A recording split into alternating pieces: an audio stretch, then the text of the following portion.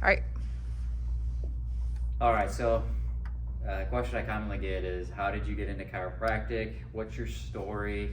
Um, how did you grow, two thriving businesses within a 5-year span, and what's your motivation behind it? So I think it really all stems back to, that one life event that changes somebody's direction in life and really helps you understand kind of the motivation behind why you do what you do. And for me, that was really back in 2003. On Christmas Day 2003, it was just a normal Christmas, just like any other. We would drive to my grandparents' house in a small town of about 200 people in the middle of Iowa.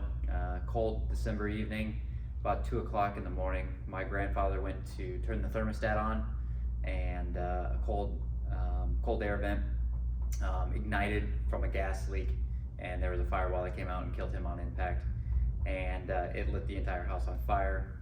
My dad's childhood home completely in flames, and what I remember from that is being thrown on the floor of the second story in a room where my mother, my father, my little sister, and my brother were. My older sister was downstairs in the basement with my two cousins. My aunt and uncle trapped upstairs with us, aunt and uncle in the basement, and unfortunately my grandmother watched this whole thing unfold right in front of her eyes. So as she's trying to call for help, the house is completely engulfed in flames. I remember going down this small hallway past my father's childhood bedroom and looking at it, and the floor was completely gone. At that point, the house had probably been engulfed in flames for probably less than probably 2 minutes. And as I'm seeing this, I can't breathe. There's really absolutely nothing worse in life than not knowing where you're at and not being able to breathe at the same time. So my brother, as we're calling down this hall, we see the fire creep up the stairs. And so we turned around, and as that happened, we hit heads. And at that point, I don't really remember a whole lot. I woke up in the bedroom, and I was trying to breathe into this nice, thick blanket that I had gotten the night before from my parents. And I just remember my mom and dad yelling, trying to break open these dual pane windows that were on this mid-century Victorian house built in the early 1900s. And as my mom finally punched her fist through the double pane windows, I finally felt that cool December air, 20-degree weather, finally hit my face, where I was able to breathe for the first time. And as we get onto the balcony of the second story, we all panicked because we couldn't find my younger sister, Bryn. She was still in my parents' bed at the time, as she was roughly right about 5-6 years old. And so as we're unloading onto the second story balcony, my sister, my older sister Alexa, and my two cousins Holly and Chelsea, they had brought these ladders from the garage, and they were helping us get down from the second story balcony. And I remember everybody got down, my father coming down the ladder, and he missed one of the top rungs on the ladder and fell onto a concrete bird bath. And at that time, I see my father laying on this crushed stone bird bath that saved his life, laying aimlessly there, unable to move. There was absolutely no movement from him at that point. I thought he was dead. And as we are yelling for help, pitch black, absolutely zero light,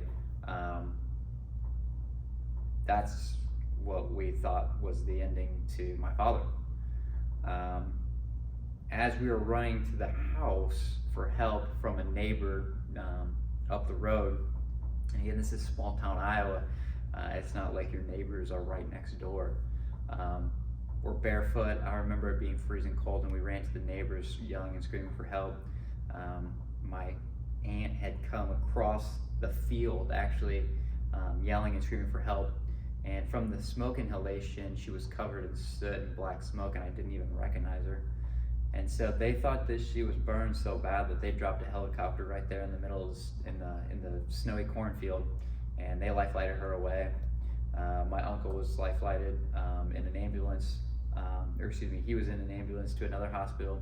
And so for 6 adults they had all gotten taken to different hospitals. And so that's really where my story began in healthcare. Was I witnessed my father really hooked up to all these different machines. They brought the priest in. They were saying, you know, the goodbyes. They had him hooked up to, you know, taking all these different epidurals and injections and just trying to get him stabilized. And we didn't even know if he was alive at the time. And so for that process, for the next 3, 6, 9, 12 months, it was a healing journey for my family. But over time, as I grew to really understand where I wanted to be in life and what the next steps were, that story and that memory was ingrained in my brain to understand that night, how that was handled, how our healthcare system had been over the course of 3, 6, 9, 12 months of that healing capacity for my father, and to really never get to do things the way that he had ever probably imagined again. Changed my ulterior motive. There's got to be a better way. Drugs and surgery are not the focus of where my intentions need to be.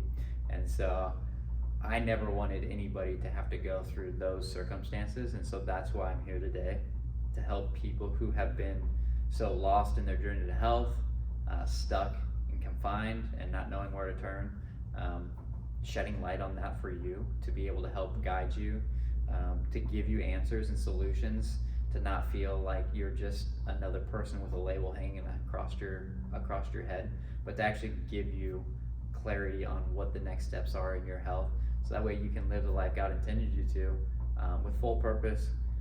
But it starts with today.